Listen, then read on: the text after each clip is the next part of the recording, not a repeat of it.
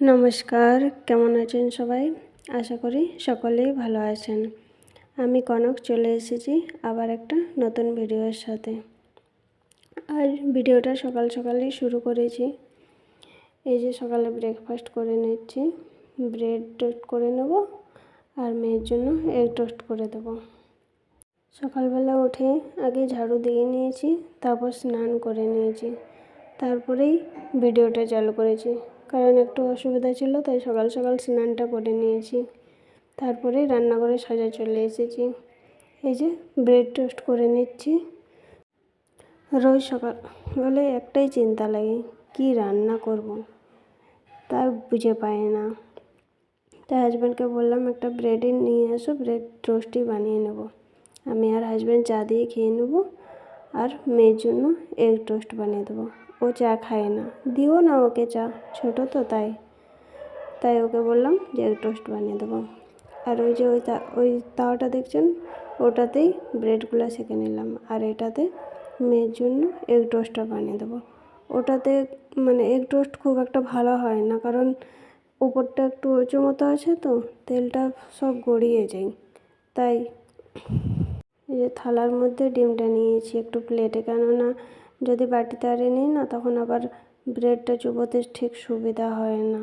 তাই ওই প্লেটের মধ্যে ডিমটা গুলিয়ে নিচ্ছি। একটু লবণ আর হলুদ দেবো, বেশি কিছু দেবো না। ও তো যদি ডিমের মধ্যে পেঁয়াজ দিই তাহলে একদম খেতে চায় না, আর লঙ্কা দিলে তখন আবার ঝাল লাগবে, তাই আর লঙ্কা দিচ্ছি না, তাই প্লেনেই বানিয়ে দিচ্ছি। আর ও যদি আগে এগটা দিয়ে আর যদি ওটা অমলেট মতো বানিয়ে আর যদি ওটা দিই না ব্রেডটা, তখন অমলেটটা উপরে ভেসে যায়, তো তখন আর ব্রেডটা খায় না, শুধু অমলেটটা ছাড়িয়ে ছাড়িয়ে খেয়ে নেই। তাই ওটাকে ব্রেডের সাথে পুরো চুবিয়েই দেবো, তাহলে আর আলাদা করে ডিমটা বাছতে পারবেন না, তখন ব্রেডটাও খেয়ে নেবে। কড়াইয়ে তেল দিয়েছিলাম, ওটাই চেক করে নিচ্ছিলাম যে গরম হয়েছে কি না। গরম হয়ে গেছে, আর দেখুন এভাবে চুবিয়ে দিলে ও আর টোস্ট থেকে এগটা আলাদা করতে পারবে না। নাহলে যদি আগে অমলেট ডিমটা দিয়ে দিই, তারপর ওপরে ব্রেডটা দিই, তাহলে একটু অমলেটের মতো থেকে যায় তো, চামড়ার মতো, তখন ওটা বেছে বেছে খেয়ে নেয়, আর টোস্টটা ব্রেডটা খায় না। তাই এভাবেই ওকে করিয়ে দিই। আর এই পাশে চা বসিয়ে দিলাম, আমি আর হাজব্যান্ড চা দিয়ে খেয়ে নেব। আর ওটা এগ দিয়ে বানিয়ে দিয়েছি, এগ দিয়েই খেয়ে নেবে ও। একটু সস দিয়ে দেবো, তাহলেই খেয়ে নেবে। রোজ রোজ আর রুটি করতেও ভালো লাগে না। এই স্কুল চালু হয়ে গেলে তারপর তো রোজ একরকম রুটি এইসবই হয়, কারণ ওর টিফিনে বানাই, সেটাই নাস্তা হয়ে যায়। তাই এই ছুটির দিনগুলোতে একটু অন্যরকমই কিছু করার চেষ্টা করি। এই যে দুপাশটা একটু ভালো করে ভেজে নেব। এক পাশটা তো লাল লাল ভাজা হয়ে গেছে, আর এক পাশটা ভেজে নিচ্ছি। তারপর আর ভিডিও করিনি, একেবারে নাস্তা করে চলে এসেছি রান্নাঘরে। রান্নাঘরটা একটু পরিষ্কার করে নিই, কারণ দুপুরে রান্না আবার করতে হবে। তাই এই যে থালা বাসনও কয়েকটা পড়ে গেছে, কিছুই করি না করি থালা বাসন পুরো পড়ে যায়। আপনাদেরও এরকমই হয়, তাই না? সবার সংসারেই তো প্রায় কিছু না কিছু একরকমই হয়, শুধু সংসারটা একটু আলাদা, আর কাজকর্মের করার ইয়েটা একটু আলাদা। বাকি তো কাজকর্ম সবার সংসারেই এটাই থাকে। চলুন টুকটুক করে থালা বাসনগুলো একটু মেজে নিই। তাহলে এই সকালের কাজ বলতে কি, এখনও অনেক কাজ বাকি আছে, শুধু স্নান আর এটাই হয়েছে নাস্তাটা, বাকি আর এখন কিছুই কাজ হয়নি।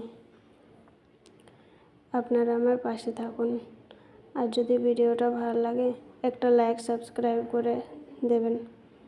অনেকেই দেখছে কিন্তু সাবস্ক্রাইব করছে না, লাইক করছে না, জানি না ভিডিও ভালো হচ্ছে কিনা, বুঝতেও পারছি না।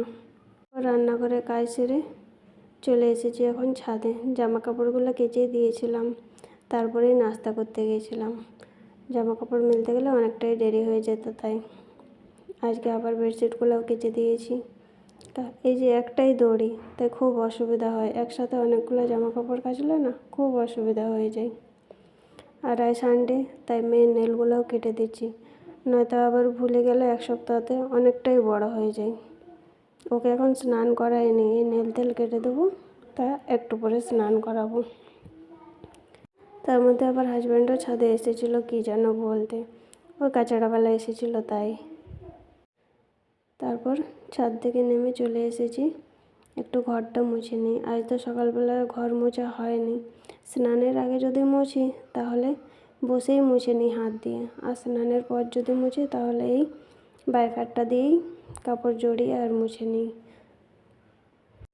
একটু অসুবিধা ছিল তাই সকাল সকাল আর ঘরটা মোছা হয়নি, শুধু ঝাড়ু দিয়ে আর স্নানটা করে নিয়েছিলাম। মেয়ে দেখুন একটু পড়তে বসেছে, কারণ ওর আর কদিন পরেই এক্সাম, তাই ওকে একটু পড়তে বললাম। কী আর করবে, একা একাই পড়ছে। চলুন ঘরটা মুছে নিই তাড়াতাড়ি করে, তারপর আবার মেয়েকে স্নান করাতে হবে। তারপর আবার দুপুরের রান্নাও রয়েছে, জানি না, দেখা যাক কী রান্না হয়। আমাদের বাড়িতে তো মাছ চিকেনটা খুব একটা হয় না, কারণ হাজব্যান্ড খায় না, তাই খুব একটা হয় না। আর এই ঘর তোর মুছে এই বাইরেটাও মুছে নিচ্ছি। আজকে আর সিঁড়ি মুছবো না, রোজ রোজ সিঁড়ি মুছি না, ওই মঙ্গলবার আর বৃহস্পতিবার করে সিঁড়ি টিড়ি সব মুছি। তারপর মেয়েকে স্নান করিয়ে চলে এসেছি রান্নাঘরে। আজকে বানাবো একটু ডাল, ডিম আর আলু দিয়ে পোস্ত আর ধনেপাতার বড়া। আর দেখি কী বানাই, যা বানাবো আপনাদের সাথে শেয়ার করব। এদিকে গামলাতেই আজ ভাত বসিয়ে দিয়েছি, প্রেসার কুকারে দিইনি। রোজ তো প্রেসার কুকারেই বানাই, এক আধ দিন গামলাতেও বানাই, কারণ আজ একটু ভাত বেশি করেই বানিয়েছি। রাত্রে আর বানাবো না, ওই যাটুকু থাকবে ওটাতেই ভাগাভাগি করে গরম করে খেয়ে নেবো, তাই ওই গামলাতেই দিয়েছি। ভাত তো হয়ে গেছে, এই ভাতের ফেনাটা একটু ঝরিয়ে নেব। নলটা একটু চালু করে দিয়েছি জলটা, কারণ শুধু গরম জলটা গেলে আবার পাইপের অসুবিধা হবে, তাই একটু নলটা চালু করে দিয়েছি। এখানে ভাতের ফেনাটা এভাবেই ফেলে দিই, গুজরাটে যখন ছিলাম তখন ওটা রেখে দিতাম, ওটা গায়ে যখন আসতো গাইকে দিয়ে দিতাম, ওইদিকে অনেক গাই আসে তো ওদেরকেই দিয়ে দিই, সবজি টবজি যা কিছু বেঁচে যায় ওরা খেয়ে নেই, আর এখানে সব ফেলেই দিতে হয়। এই যে ডালও হয়ে গেছে, এবার রান্না করে নেব তাড়াতাড়ি করে। একটু ডিম আর আলু পোস্ত করব আর ধনেপাতার বড়া। বন্ধুরা, আমার ভিডিও আপনাদের কেমন লাগছে অবশ্যই কমেন্টের মাধ্যমে জানাবেন, তাহলে আমারও ভিডিও করতে ভালো লাগবে। যে কড়াই তেল দিয়ে দিচ্ছি, পোস্তটা আগে বানিয়ে নেব, বড়াটা সব থেকে লাস্টে বানাবো, তাহলে গরম গরম ডালের সাথে ভালো লাগবে খেতে।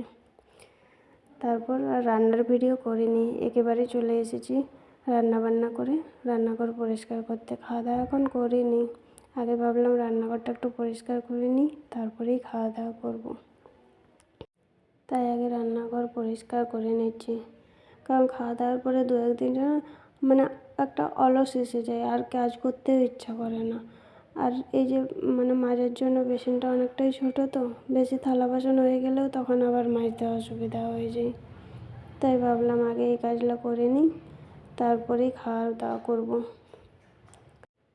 আর মেয়ে শুধু এইগুলোতেই ঘুরে বলছে, বারবার ওর মাথাটাই আসছে ক্যামেরার মধ্যে। কী আর করবো, বাচ্চা তো বুঝে না অতো। আর আমার মেয়ে তো একটু ছটফট, ও বসে থাকতেও পারে না। আবার দেখুন আমার কাছে চলে এসেছে, ওর কিছু কারণে মন খারাপ হয়েছে, তাই একটু আদর করে দিচ্ছি, একটু আদর করে দিলেই ও শান্তি হয়ে যায়, আর কিছু চায় না। মন খারাপ হলেই বলবে আমাকে একটু আদর করে দাও, তাই ওকে একটু আদর করে দিচ্ছি। আর ওকে বোঝাচ্ছি, সবসময় বোঝাতে হয়, কারণ আমরা তো ভাড়া বাড়ি, সব জেদ তো সবসময় পূরণ করতে পারি না, কী আর করব, তাই ওকে বোঝাচ্ছি। দেখো কেমন ওইখানেই দাঁড়িয়ে রয়েছে আমার কাছে, ওকে যেতে বললাম যে একটু গিয়ে বসো, কিন্তু না, সেখানেই ও খেলা করছে। তারপর চলো তাড়াতাড়ি, এই যে মাজা হয়ে গেছে এগুলো তাড়াতাড়ি করে ধুয়ে নিই, তারপরে খাওয়া দাওয়া করে নেবো। রান্নাবান্না করতে অনেকটাই লেট হয়ে যায়, যেদিন স্কুল ছুটি থাকে, হাজব্যান্ডের ছুটি থাকে বা বাড়ি থাকে, সেদিন রান্নাবান্নাটা যেন একটু বেশি লেট হয়ে যায়। ডিউটি থাকলে সকাল সকাল হয়ে যায়, বেশ ভালোই হয়, অনেকটাই সময় পাওয়া যায়। চলুন তাড়াতাড়ি করে ধোয়া মাজাটা করে নিই। আজ আবার দুটো কড়াই হয়ে গেছে। আমি সবসময় চেষ্টা করি একটা কড়াইয়ের মধ্যে কাজ করার, কিন্তু কোনো দিন তবুও দুটো কড়াই হয়ে যায়। কারণ বেশি যত করবে নিজেকেই তো ধোয়া মাজা করতে হবে, তাই না? চলো,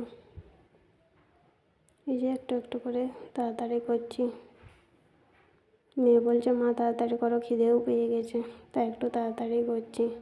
ওকে আগে খাইয়ে দিলে ও আবার খায় না, একসাথেই খাই। এই যে রান্নাঘর পুরো পরিষ্কার করে নিয়েছি, এবার চলে এসেছি। এই দেখুন ধনেপাতার বড়া করে নিয়েছি, আর এখানে ডিমের ভুর্জি করে আলু পোস্ত করে নিয়েছি।